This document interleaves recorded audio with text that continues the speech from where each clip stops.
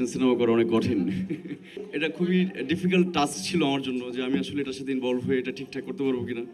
So finally we ডান, আমাদের সিনেমাটা ডান। আর ফোনের বিষয়টা হচ্ছে আমি 90s কিড, তো সো আমার যার কারণে আসলে ফোনের প্রতি আমার অনেক বেশি মানে অ্যাডিকশনটা নেই।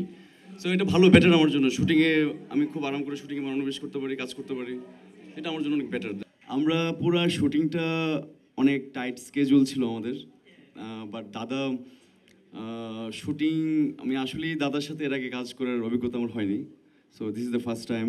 তো দাদার একটা ভিশন ছিল সিনেমাটা নিয়ে, উনি আসলে ওনার একটা সিনেমেটিক জার্নি প্লাস এই সিনেমাটা নিয়ে তো অনেক ভাবনাও ছিল। তো সেই জায়গা থেকে আমাদের একটা দারুণ টিম ছিল সিনেমাতে, যে টিমটা আসলে আমাদের পুরো সিনেমাটা শেষ করার জন্য অনেক হেল্প করে। বান্ডেল থাকলে প্রতি সিনেমানিতে টাকা বাঁচবে। বিকাশ সেনমানি বান্ডিল কিনে জিতুন প্রতি লেনদেনে। থ্যাংক ইউ দাদা অ্যান্ড খসরু ভাই, কালাম ভাই, যারা যারা এই সিনেমার সাথে ইনভলভ, আমাদের প্রডিউসার। তো আমার মনে হয় যে ওনারা আরও বাংলা সিনেমার সাথে থাকুক, আরও সিনেমার সাথে ইনভলভ হোক, আমাদের সাথে আরও থাকুক। অ্যান্ড আমি স্পেশালি ফারিনকে বলতে চাই, ফারিনের জন্য একটা দারুণ সিনেমা আসতে যাচ্ছে। আমি নিজে ইমপ্রেস ফারিনের সাথে কাজ করে।